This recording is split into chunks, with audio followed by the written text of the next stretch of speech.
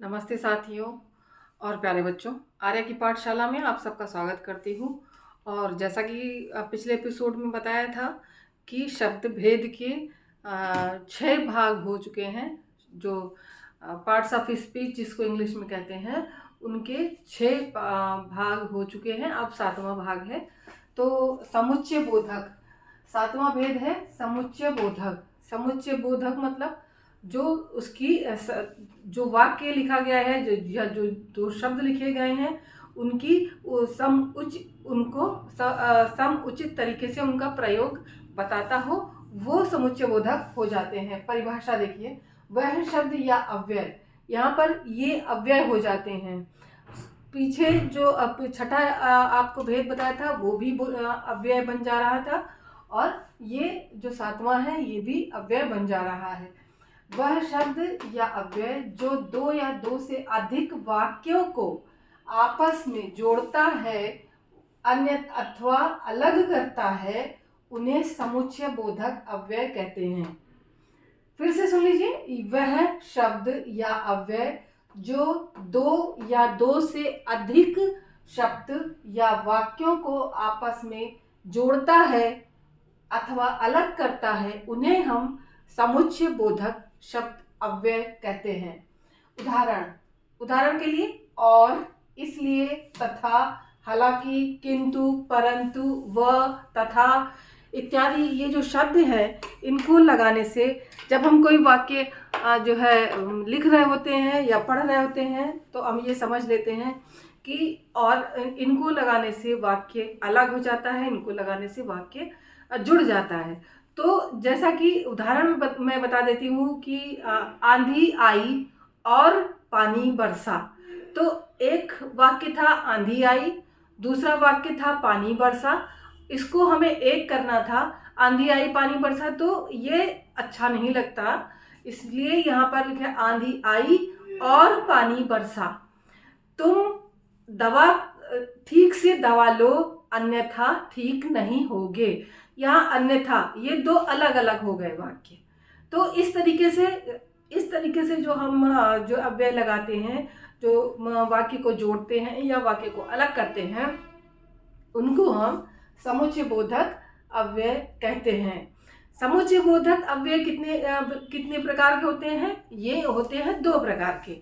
एक समानाधिकरण समुच्चय बोधक और दूसरा व्यधिकरण समुच्चय बोधक। समानाधिकरण मतलब जिसका समान अधिकरण हो, समान रूप से वो अपना कार्य करता हो। तो समानाधिकरण, इसके 6 भेद होते हैं। संयोजक अर्थात जोड़ने वाला, विभाजक अर्थात अलग करने वाला, जैसा कि मैंने ये ऊपर परिभाषा में दिया हुआ है कि ऐसे योजक शब्द, ऐसे योजक अव्यय जो शब्द को या वाक्य को जोड़ें या अलग करें, वाक्य को जोड़ें या अलग करें, उसको हम समुच्चय बोधक कहते हैं। तो यहाँ पर आ गया वही चीज, यहाँ पर आ गई संयोजक या आ गया, नीचे कर देते हैं कैमरा थोड़ा सा। ये संयोजक पहला भेद उसका। संयोजक मतलब जोड़ने वाला, संयोजन करने वाला। विभाजक मतलब अलग करने वाला। विकल्प मतलब विकल्प के रूप में, या तो तुम या वो, या सीता जाए या मोहन जाए, मतलब विकल्प। विरोध दर्शक मतलब कोई ऐसा वाक्य हो जो जिसके आपस में एक दूसरे के प्रति विरोध, ना वो बोला ना मैं बोली, तो ये दोनों एक दूसरे के प्रति विरोध दर्शक हैं। परिमाण दर्शक, 1 किलो या 2 किलो, इस तरीके से 1 मीटर या 3 मीटर, कुछ 1 किलो हो सकता है या आधा दर्जन हो सकता है, इस तरीके से परिमाण दर्शक। वियोजक जो जोड़ रहे हो और आपस में जोड़ करके उनका संयोजन करके जो शब्द प्रयोग किए जाएं, वे सारे के सारे समुच्चय बोधक होते हैं। तो अगले एपिसोड में हम आपको व्यधिकरण के विषय में बता देंगे, व्यधिकरण समुच्चय बोधक अव्यय के विषय में बताएंगे, और आपसे बात करेंगे अब कि जो परीक्षाएं आती हैं तो बच्चे किस प्रकार से अपने आप को हैंडल करें, किस प्रकार से अपने आप को जो है तैयार करें कि उन्हें परीक्षाओं में दिक्कत ना आए। तो जैसे कि एक एग्जाम्पल हम यहाँ पे ले लेते हैं, क्योंकि और कुछ और समझाने से अच्छा यहाँ पर एग्जाम्पल लेते हैं। जैसे हमारा यहाँ पर दिया हुआ था कि इसके 6 भेद होते हैं। मान लीजिए कि आपके सामने 6 भेद दिए हुए हैं, संयोजक, विभाजक, विकल्प, विरोध, परिमाण, वियोजक। ठीक है, तो आपने इसका पहला शब्द यहाँ पे उठाया, मैं यहाँ पे लिख देती हूँ एक किनारे यहाँ पे। इसके पहले शब्द उठा करके आप इसका चार्ट बना सकते हैं। इस तरीके से एक शब्द उठाया और यहाँ पर लिख दिया, यहाँ पर संयोजक था तो मैंने इसका संयोजक का स लिख दिया पहला। दूसरा विभाजक था तो हमने यहाँ पर वी लिख दिया। तीसरा भी वी था तो हमने यहाँ पर वी लिख दिया। चौथा भी वी था तो हमने यहाँ पर वी लिख दिया। पांचवा प था परिमाणवाचक तो हमने यहाँ पर ज्यादा प ना लिख करके पर लिख दिया। और ये छठा यहाँ पर वी था वियोजक तो हमने यहाँ पर वी लिख दिया। अब हम इस पूरे शब्द को बनाएंगे समवि वि परिवि परिवि समवि परिवि। ये अगर मान लीजिए आप याद कर पाते हैं, आप एक एग्जाम्पल दिया है, इसको इस तरीके से इसी तरीके से रटना है ऐसा नहीं है। आप एक एग्जाम्पल मैं आपको दे रही हूँ कि इस तरीके से आप अपने शब्दों का चार्ट बनाएं। इस तरीके से चार्ट बना लें कि मान लीजिए समुच्चय बोधक था तो हम यहाँ से संज्ञा, सर्वनाम, क्रिया विशेषण, संबंध बोधक, समुच्चय बोधक और विस्मय बोधक, इन सब का भी एक पहला शब्द उठा करके, जैसे कि मैंने ये पहला शब्द उठा करके एक उदाहरण दिया है कि इनको सबको आप उठा करके एक शब्द बनाया, आप वो चार्ट बनाते जाते हैं। तो जब ये चार्ट आपको याद हो जाता है, चाहे तो हिंदी हो, चाहे तो आपकी अंग्रेजी हो, चाहे तो आपका विज्ञान हो, कोई भी विषय हो, अगर आपके इस तरीके से आपको पूरी तरीके से समझ में नहीं आता, याद नहीं होता है, तो आप ये पद्धति एक बार अपना के देखिए। संभवतः आपको इससे लाभ होगा और आप अच्छी तरीके से ये तैयार कर पाएंगे और भूलेंगे भी नहीं। क्योंकि क्या होता है, जनरली क्या होता है, भेद वगैरह है, बच्चे भूल जाते हैं।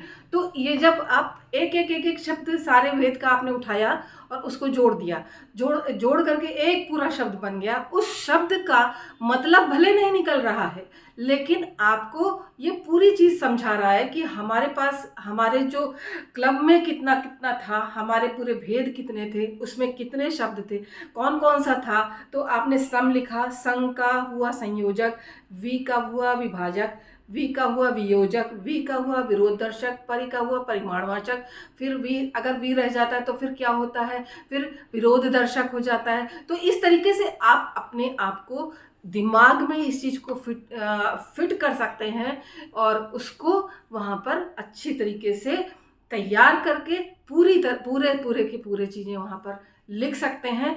तो आशा करते हैं कि आपको मेरा ये तरीका समझ में आया होगा और ज़रूर से आप इसको अपनाएंगे और इसको तैयार करके एग्ज़ाम में ज़रूर से आपको अच्छे अंक मिलें। ऐसी मेरी कामना है कि आप ठीक से पढ़ें, अच्छी तरीके से पढ़ें और अच्छे अंक प्राप्त करें। यही मेरी कामना है। आप सबको बहुत बहुत शुभकामनाएं। बहुत अच्छी तरीके से परीक्षाएं दीजिए, बहुत अच्छी तरीके से अंक प्राप्त कीजिए।